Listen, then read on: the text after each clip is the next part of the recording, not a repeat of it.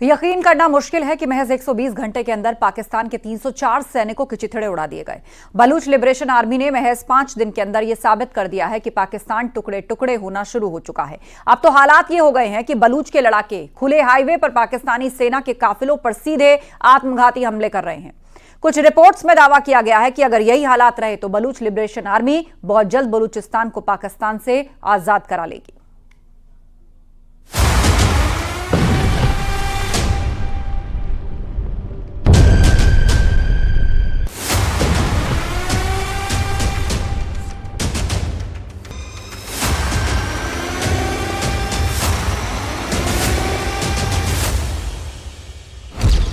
PLA का आत्मघाती हमला, पाकिस्तानी सेना के उड़ाए चीथड़े। पिछले 5 दिनों से बलूच लिबरेशन आर्मी के लड़ाके पाकिस्तानी सेना के चीथड़े उड़ाने में जुटे हुए हैं। यकीन करना मुश्किल है, लेकिन बीएलए के लड़ाकों ने साबित कर दिया कि वो जब चाहेंगे जहां चाहेंगे पाकिस्तानी सेना पर खूनी हमले करते रहेंगे। हम आपको बलूच लिबरेशन आर्मी के वो हमले दिखा रहे हैं जिसने पूरे पाकिस्तान को खून के आंसू रुला दिया है। हम आपको दिखाने जा रहे हैं कि पाकिस्तानी सेना पर बलूच आत्मघाती लड़ाकों ने जिस तरह का हमला किया है उससे साबित हो गया है कि बहुत जल्द पाकिस्तानी सेना को बलूचिस्तान से भागना ही पड़ सकता है।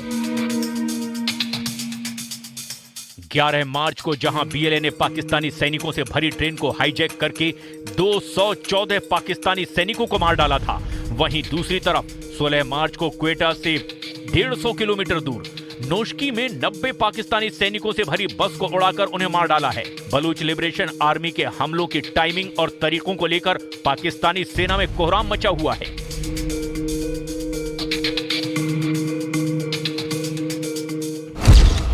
सोलह मार्च को मारे 90 सैनिक, बीएलए का आत्मघाती हमला। बलूचिस्तान से आई इन तस्वीरों को जरा गौर से देखिए। पाकिस्तानी सैनिकों और अफसरों से भरी बसें एक के बाद एक हाईवे से गुजर रही हैं और तभी महज कुछ सेकंड के बाद ही तस्वीरों में साफ देखा जा सकता है कि बलूच लिबरेशन आर्मी का एक लड़ाका विस्फोटकों से भरी कार को सैनिकों से भरी बस के नजदीक ले जाता है और फिर कार से भरे विस्फोटकों में जोरदार धमाका कर देता है। महज 1 से 2 सेकंड के अंदर ही बस में बैठे पाकिस्तानी सैनिक मारे जाते हैं। तस्वीरों में साफ देखा जा सकता है कि बस के पूरी तरह से चीथड़े उड़ गए हैं। बलूच लिबरेशन आर्मी ने इस हमले की जिम्मेदारी लेते हुए साफ कहा कि उसने पाकिस्तानी सेना को टारगेट करके यह आत्मघाती हमला किया है। बीएलए की प्रमुख मांग पाकिस्तान से अलग होकर बलूचिस्तान देश का गठन करना है। बलूचिस्तान में आजादी की मांग करने वाले कई संगठन हैं। इनमें बलूचिस्तान लिबरेशन आर्मी यानी बीएलए सबसे ताकतवर संगठन है। ये संगठन 70 के दशक में अस्तित्व में आया, लेकिन 21वीं सदी में इसका प्रभाव बढ़ा है। इधर बलूचिस्तान में पाकिस्तानी सेना विद्रोहियों को ताकत के बल पर दबाना चाहती है, जिसकी वजह से बलूच लिबरेशन आर्मी के हमले अब पाकिस्तानी सेना पर 2 गुनी रफ्तार से तेज कर दिए गए हैं।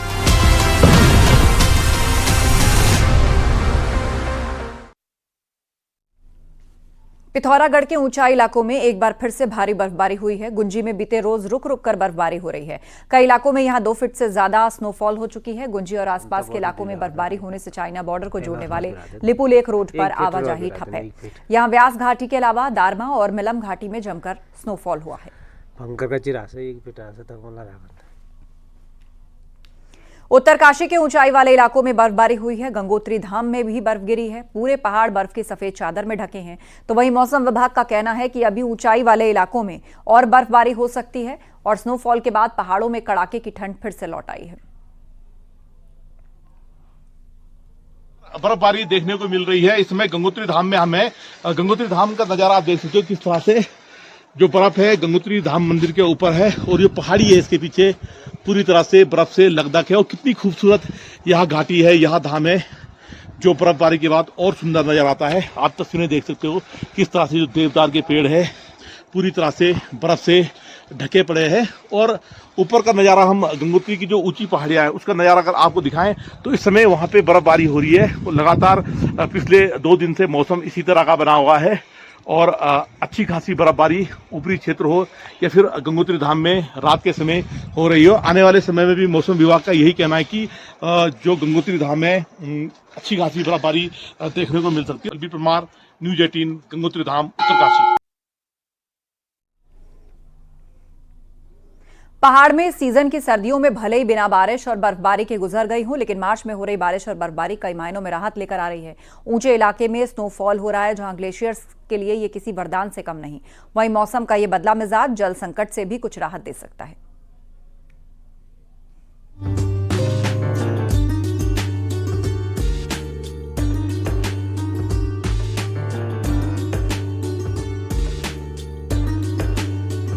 पहाड़ों इस बार की सर्दी बिना बारिश और बर्फबारी के ही गुजर गई,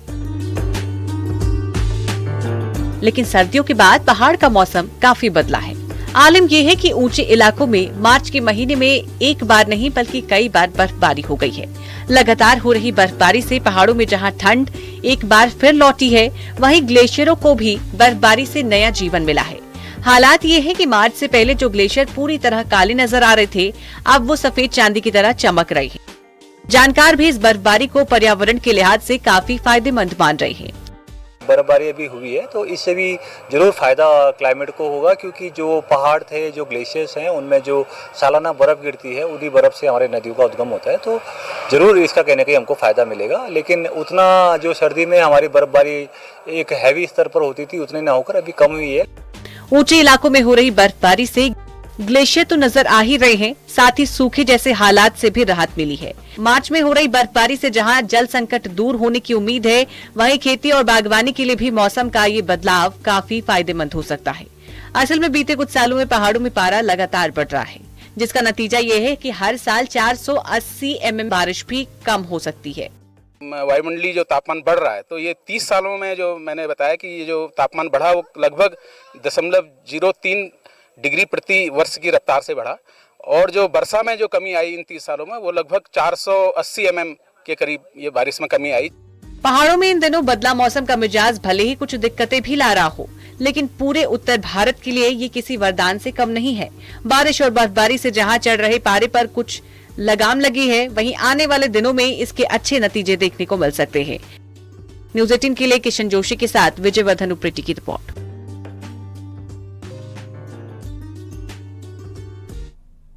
सूबे में कई जगहों पर मौसम का बदला मिजाज देखने को मिला है, जिसके चलते बारिश हुई और ओले गिरे। हम आपको दो जगहों की तस्वीरें दिखाने जा रहे हैं। ये तस्वीरें हैं अंबेडकर नगर और अयोध्या की। अंबेडकर नगर के कई इलाकों में ओले गिरे, जिससे किसानों की फसल को भारी नुकसान होने की आशंका है। ओले गिरने का सरसों, चना, मटर, गेहूं की फसल पर असर पड़ेगा।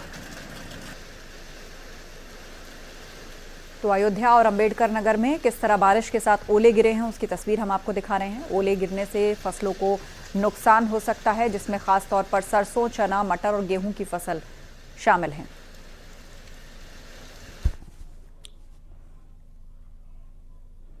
और खबर जालौन से, जहां मिट्टी धंसने से नया बना 2 मंजिला मकान गिर गया। उरई कोतवाली क्षेत्र के करसान रोड की घटना है। कुछ ही दिनों बाद बताया जा रहा है कि मकान बनने के कुछ दिन बाद नीचे की मिट्टी धंसने लगी और जानकारी होने पर मकान मालिक ने स्थानीय लोगों को आसपास जाने से मना कर दिया। आपको हम तस्वीरों में दिखा रहे हैं कि किस तरह से महज 7 सेकंड के अंदर ये पूरा मकान गिर पड़ा। आप देखिए किस तरह ताश के पत्ते की तरह जैसे हवा से उड़कर एक पत्ता गिर जाता है, उसी अंदाज में ये मकान गिरता दिख रहा है। सिर्फ 60 सेकंड और पूरी तरह मिट्टी के ढेर में बदल गया है मकान। मिट्टी धंसने से इसकी नींव कमजोर हुई और इस कारण इसके ऊपर बना ये पूरा मकान गिर गया।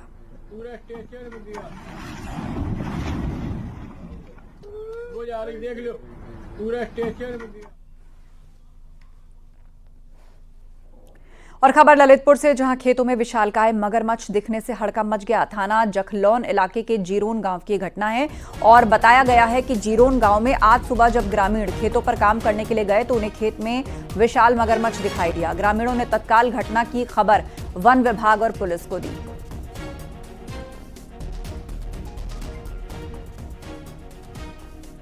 तो खेत में ये विशालकाय मगरमच्छ लोगों को दिखाई दिया, जिसके बाद लोग दहशत से भर उठे।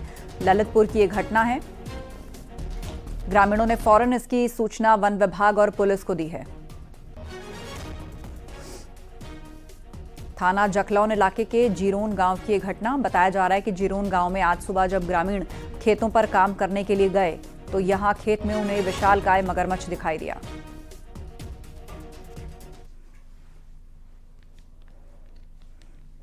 मथुरा में भगवान रंगनाथ का 10 दिवसीय ब्रह्मोत्सव शुरू हो गया है और इस दौरान भगवान रंगनाथ सोने और चांदी से बनी पालकी में विराजमान हुए। मौके पर मंदिर परिसर में बड़े बगीचा तक शोभा यात्रा निकली जिसमें हजारों भक्त शामिल हुए।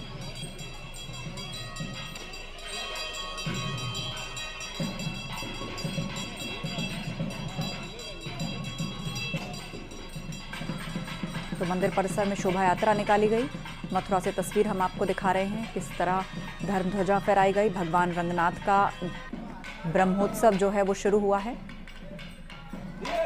10 दिनों तक ये उत्सव चलेगा। हाँ भैया जी, आज से श्री रंग मंदिर वृंदावन में 10 दिवसीय ब्रह्मोत्सव का आयोजन आज से आरंभ हो रहा है। ये 10 दिन चलेगा। आज 17 मार्च 2025 से आरंभ होकर 26 मार्च 2025 तक चलेगा। इस ब्रह्मोत्सव के दौरान प्रभु गोदा रंगमन्नार अलग अलग वाहनों पर विराजमान होकर बाहर निकलेंगे, भक्तों को दर्शन देंगे। वैसे तो भक्त जो है मंदिर में जाके भगवान के दर्शन करते हैं, यहाँ भगवान स्वयं बाहर निकल कर भक्तों को दर्शन देते हैं।